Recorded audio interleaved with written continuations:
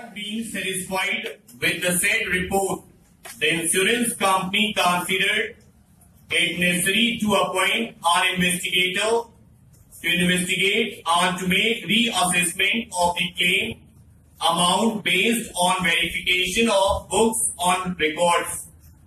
Accordingly, Mr. Ramesh and company, open bracket, surveyors, close bracket, were appointed or be engaged as the investigators who caused an inquiry, during the course of which records available with the claimant company were examined.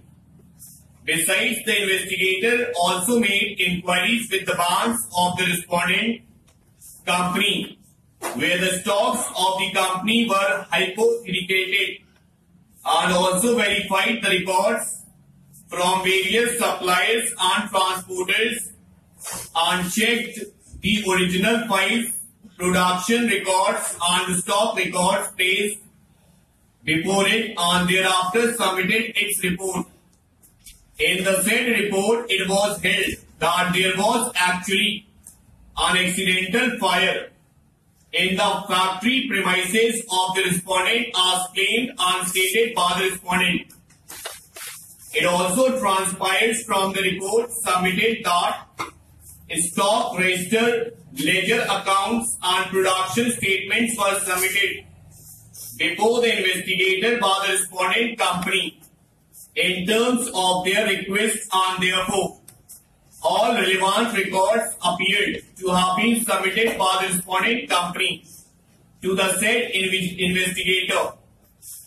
The said investigator verified all those records, and on examination thereof, on the basis of other records examined by them, which were collected by them not only from the respondent company but also from other quarters, made an assessment recording therein the loss of stock as on 25/11/97 as rupees 61,50990.15.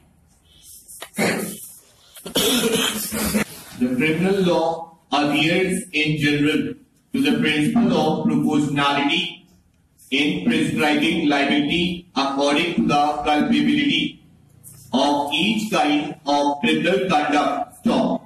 It ordinarily allows some significant discretion to the judge in arriving at a sentence in each case, presumably to permit sentences that reflect more subtle considerations of culpability that are raised by the special parts of each case. Stop. Judges, in essence, affirm that punishment ought always to fit the crime. Yet in practice, sentences are determined largely by other considerations. Sometimes it is the correctional needs of the perpetrator that are offered to justify a sentence. Sometimes the desirability of keeping him out of circulation, and sometimes even the tragic results of his crime. Stop. Inevitably, these considerations cause a departure from just desert as the basis of punishment and create cases of apparent injustice that are serious and widespread. Proportion between crime and punishment is a goal respected in principle, and in spite of Iran notions, it remains a strong influence in the determination of sentences. The practice of punishing all serious crimes with equal severity is now unknown in civilized societies, but such a radical departure from the principle of proportionality has disappeared from the law only in recent times. Stop. Even now, for a single grave infraction, drastic sentences are imposed. Stop. Anything less than a penalty of greatest severity for any serious crime is thought then to be be a measure of toleration, that is unwarranted and unwise stop, but in part quite apart from those considerations that make punishment unjustifiably, when it is out of proportion to the crime. Uniformly disproportionate punishment has some very undesirable practical consequences, but after giving due consideration to the parts and circumstances of each case for deciding just and appropriate sentence to be awarded for an offence, the aggravating and mitigating factors and circumstances in which a crime has been committed are to be delicately balanced on the basis of really relevant circumstances in a dispassionate manner by the court. Such act of balancing is indeed a difficult task. So, it has been very aptly indicated that no formula of a foolproof nature is possible that would provide a reasonable criterion in determining a just and appropriate punishment in the infinite variety of circumstances that may affect the gravity of the crime. Stop. In the absence of any foolproof formula which may provide any basis for reasonable criteria to correctly assess various circumstances germane to the consideration of gravity of crime, the discretionary judgment in the facts of each case is the only way in which such judgment may be effectively distinguished. It has been held by this court that in the matter of death sentence, the courts are required to answer new challenges and mould the sentencing system to meet these challenges. The object should be to protect the society and to deter the criminal in achieving the object to law by imposing appropriate sentence.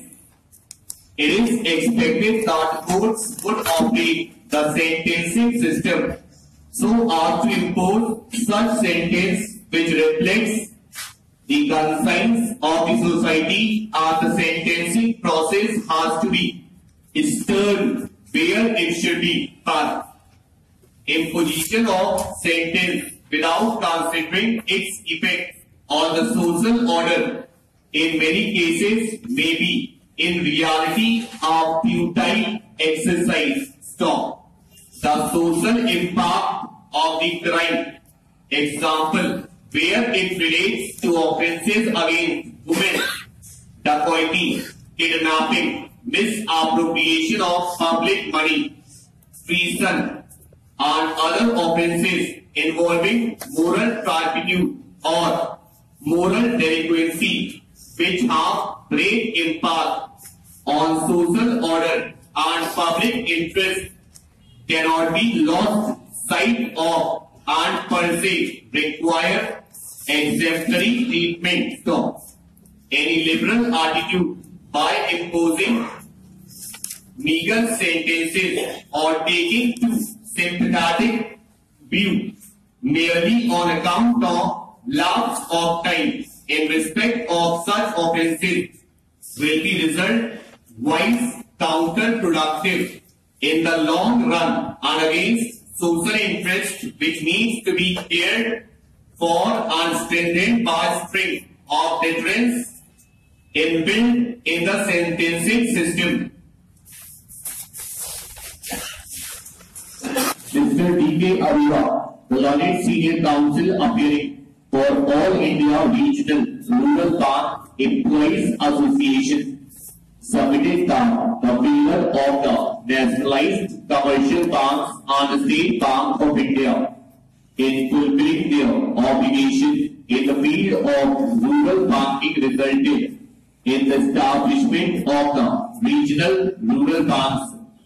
Such regional rural banks have in fact taken over the function of the branches of the nationalized commercial banks. The Parliament enacted the Act for Constitution of Regional Rural Banks to augment the rural economy. When the employees of such regional rural banks had approached this court by filing petition under Article 32, voicing a grievance with regard to their salary, structure and remuneration, and claiming equal pay for equal work, and wanted a writ of mandamus to the Union of India, the central government itself chose to appoint a tribunal who was none else than the Chief Justice of a High Court, and the government itself decided that the decision of such tribunal would be final and binding on the parties, with the obvious object that the controversies would be resolved once at all. But this being the position, and the tribunal having considered the grievances of the parties and the respective stand of the parties for over a period of 2.5 years, and having given its findings and ruling that the employees of the regional rural banks are entitled to gain parity with the employees of the nationalized commercial banks, it would be a travesty of justice if such parity is maintained on the date of acceptance of the award and not thereafter stopped. According to Mr. Arora, having regard to the findings arrived at by Justice Reddy and the ultimate conclusion that the employees of the regional rural banks are entitled to claim parity with the employees of the nationalized commercial banks with effect from 1/9/1987 onwards, the date on which the Supreme Court disposed of the petition by appointing the tribunal, and the central government having accepted the same and giving effect to the same after appointing the Equation Committee for equation of posts, and thereafter extending the benefits of the pay structure which the nationalized commercial banks have received under the 4th and 5th bipartite settlements to the regional rural banks employees. There cannot be any manner of doubt that the employees of the regional rural banks would be entitled to the effect of 6th and 7th bipartite settlements arrived at between the employees and the employers of the nationalized commercial banks, and the High Court of Kerala rightly allowed the relief sought for. The aim of the Union government as reflected through the submissions of the learned Solicitor General on the basis of financial constraints and current economic policy is nothing but a culpable exercise of power, and is not available to be urged in view of the findings of Reddy Tribunal. Recent decisions of the Supreme Court have given a very wide meaning to clause 1 and 2 of Article 31. Stop. Despite the difference in the wording of the two clauses, they are regarded as dealing with the same object. Stop. The deprivation of property referred to in clause 1 is to be construed in the widest sense as including any curtailment of a right to property stock, even where it is caused by a purely regulatory provision of law and is not accompanied by an acquisition or taking possession of that or any other property right by the state. The law, in order to be valid according to these decisions, has to provide for compensation under clause 2 of the article stop. It is considered necessary, therefore, to restate more precisely the state's power of compulsory acquisition and re-questioning of private property and distinguish it from cases where the operation of regulatory or prohibitory laws of the state results in deprivation of property stocks. This is thought to be done in clause 2 of the bill part. It will be recalled that the Jamindari abolition laws, which came first in our program of social welfare legislation, were attacked by interests affected mainly with reference to Articles 14, 19 and 31, and that in order to put an end to the dilatory and wasteful litigation and place these laws above challenge in the courts, Article 31-A and Article 31-B of the 9th schedule were enacted by the Constitution Act of. Subsequent judicial decisions interpreting Articles 14, 19 and 31 have raised serious difficulties in the way of the Union and the states putting through other and equally important social welfare legislation on the desired lines path. While the abolition of jamindaris and the numerous intermediaries between the state and the tiller of the soil have been achieved, for the most part, our next objectives in land reform are the fixing of limits to the extent of agricultural land that may be owned or occupied by any person, the disposal of any land held in excess of the prescribed maximum, and the further modification of the rights of landowners and tenants in agricultural holdings power. The proper planning of urban and rural areas require the beneficial utilization of vacant and waste lands and the clearance of slum areas. In the interest of national economy, the state should have full control over the mineral and oil resources of the country, including in particular the power to cancel or modify the terms and conditions of prospecting licenses, mining leases and similar agreements. This is also necessary in relation to public utility undertakings which supply power, light or water to the public under licenses granted by the state power.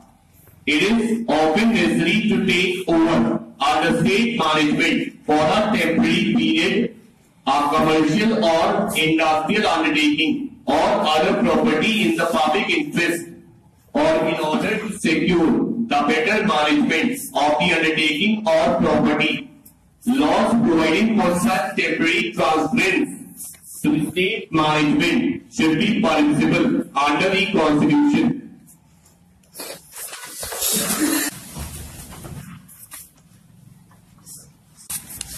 Challenge in this appeal by special leave is to the judgment and order dated 26 June 2006 passed by the High Court of Karnataka and at Bangalore, holding that the appellants herein are entitled to a compensation of rupees 4 lakh along with interest at the rate of 6% per annum from the date of filing of the claim petition till the date of actual deposit of the compensation under the Motor Vehicles Act 1988 within bracket for short DR close bracket, as against the compensation of rupees 6 lakh with interest at the rate of 6% per annum awarded by the Motor Accident Claims Tribunal, Mysore, within bracket for short the tribunal close bracket, YD order dated 19th April 2002 para. The appellants are the unfortunate parents and the 3 sisters of the deceased stock. The first respondent is the owner of the lorry which was involved in the accident, and the second respondent is the insurance company with which the lorry was insured stock. According to the appellants, on 3rd June 1999 at about 10 a.m., the deceased, aged about 20 years, was riding on a Luna moped when the lorry dashed against it and ran over the deceased, killing him on the spot. It was claimed that the deceased was engaged in his own business under the name and style of Bharat Parking Industry Park. The appellants filed a petition under Section 166 of the Act for award of compensation on account of the death of the deceased. In the petition, it was pleaded that the deceased had lucrative business and was earning a sum of rupees 20,000 per month. A claim for compensation of rupees 4 lakh was made. Upon consideration of the evidence adduced by the parties in particular, the income tax return was filed by the deceased for the assessment year 98-99, wherein the total income from business was declared at rupees 40,000. The tribunal rejected the stand of the appellants of the claimants that the earnings of deceased were rupees 50,000 per month.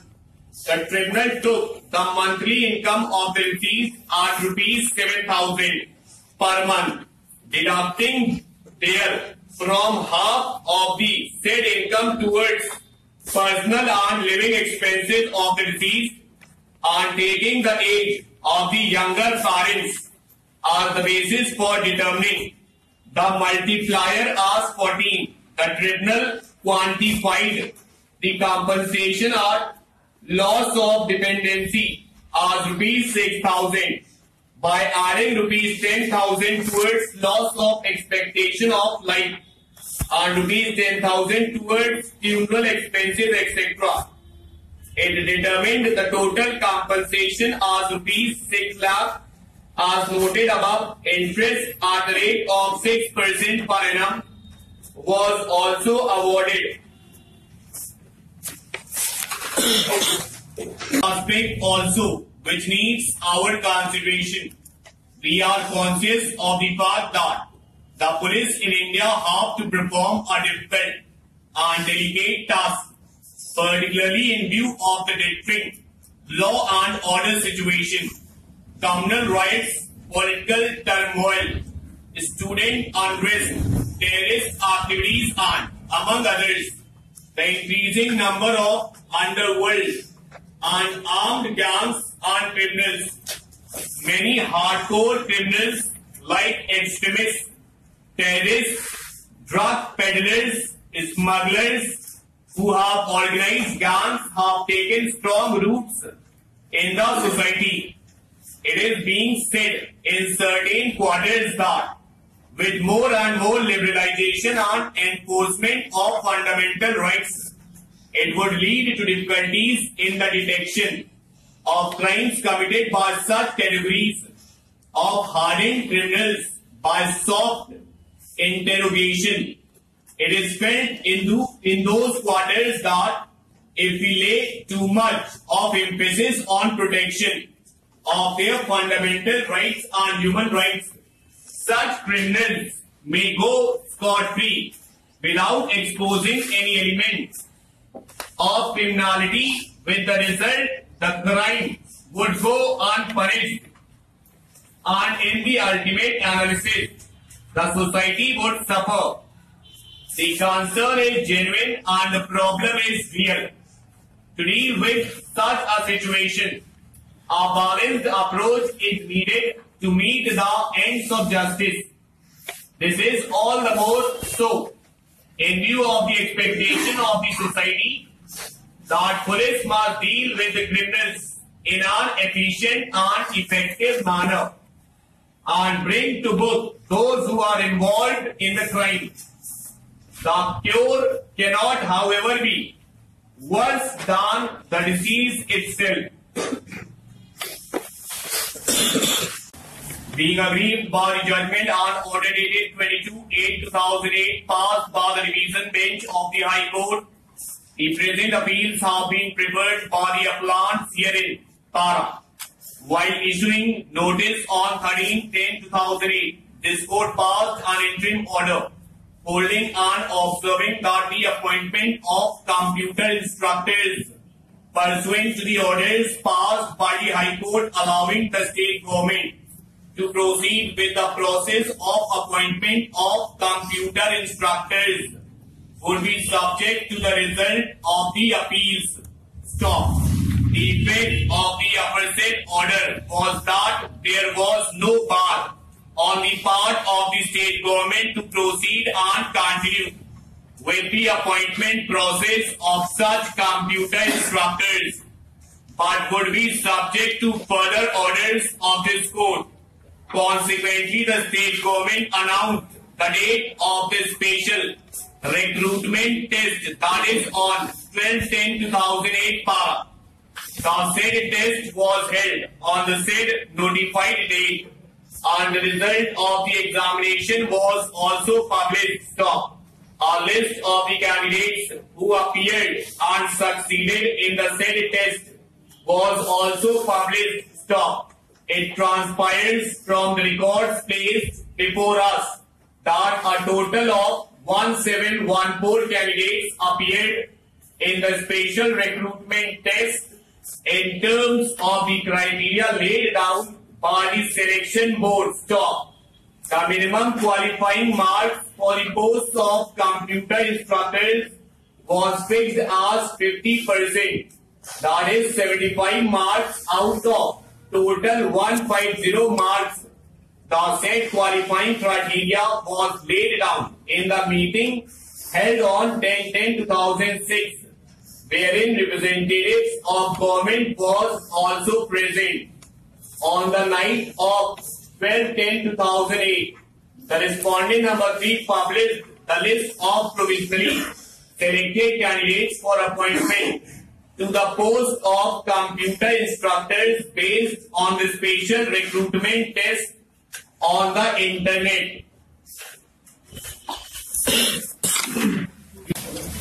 This appeal arises from the judgment and order dated 19/10/2007 of the High Court of Judication at Bombay, dismissing the writ petition number 1503 of 2006, filed by the appellant here in Para.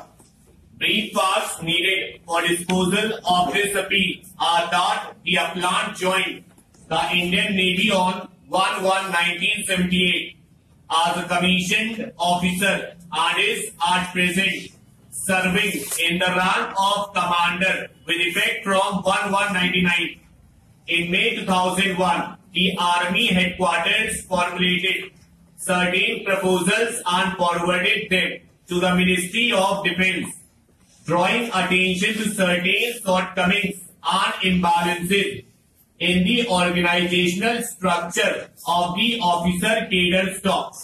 After examining the proposals so made, the Ministry of Defence constituted a committee in July 2001 under the chairmanship of the then Secretary, Ministry of Non-Conventional Energy Sources, to examine the issues and make recommendations within 3 months. Stop. However, the ABS committee submitted its report to the Ministry of Defence in January 2003. The main issue considered by the ABS committee was cadre stagnation and mobility. Stop. The ABS committee, after extensive deliberations, recommended that the rank of colonel be granted at 26 years of service. Stop. The Military Secretary Branch, Army Headquarters, New Delhi, issued guidelines for implementation of the recommendations so made by the ABS committee on 21/12/2004. Stop.